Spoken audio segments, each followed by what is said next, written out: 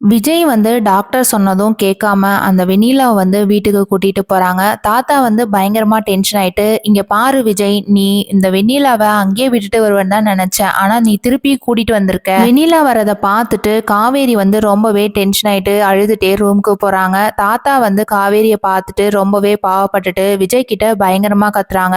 "உன்னோட இடத்துல காவேரி இந்த மாதிரி பண்ணியிருந்தா நீ பார்த்துட்டு சும்மா இருப்பியா? நீங்க சொல்றது எல்லாமே சரிதான் தாத்தா. வெண்ணிலாவுக்கு இங்க இருக்கிறதுனால தான் சீக்கிரம் குணமாகுதுன்னு சொல்லி டாக்டர் சொன்னாங்க. அதனால 2 வாரம் தாத்தா. அதுக்குள்ள நான் எப்படியாவது வெண்ணிலாவை வெளியில டேக் கேர் பண்ற மாதிரி ஏதாவது ஒண்ணு நான் அரேஞ்ச் பண்ணிக்கிறேன். தாத்தா இருந்துகிட்டு நீ சொல்றது எதுவுமே கேட்க மாட்டேன். நீ வெண்ணிலாவை விட்டுட்டு இந்த காவேரி வந்து அழுதுகிட்டே மேல போனா அவளையும் ஃபர்ஸ்ட் நீ போய் பாரு அப்படின்னு சொல்றாங்க. விஜய் உடனே காவேரி பார்க்க மேல போறாங்க. அந்த டைம்ல ராகினி வந்து காவேரியை கூப்பிட்டுட்டு நான் தான் சொன்னேன்ல டைவர்ஸ்க்காக தான் எல்லாமே பண்ணிட்டு இருக்காரு இந்த விஜய்ன்னு சொல்லிட்டு உன்னைய வெளியில அனுப்பிட்டு வெண்ணிலாவை கல்யாணம் பண்ணிக்கலான்னு பாக்குறாரு. இது கூட உனக்கு தெரியவே இல்ல. காவேரி வந்து மனசுக்குள்ளேயே அதனாலதான் இந்த விஜய் வந்து வெண்ணிலாவை திருப்பியும் வீட்டுக்கு கூட்டிட்டு வந்தாரோ அப்படின்னு நினைச்சிட்டு இருக்கும் போது விஜய் வரத பார்த்துட்டு ராகினி வந்து அங்க இருந்து அவங்க ரூமுக்கு போயிடுறாங்க. விஜய் வந்து காவேரி கிட்ட சாரி காவேரி, டாக்டர் சொன்னதுனால திருப்பி வெண்ணிலாவை இந்த வீட்டுக்கே கூட்டிட்டு வர நிலைமை ஆயிடுச்சு அப்படின்றாங்க. காவேரி என்ன முடிவு பண்ண போறாங்கிறத வெயிட் பண்ணி பார்க்கலாம். தேங்க்யூ.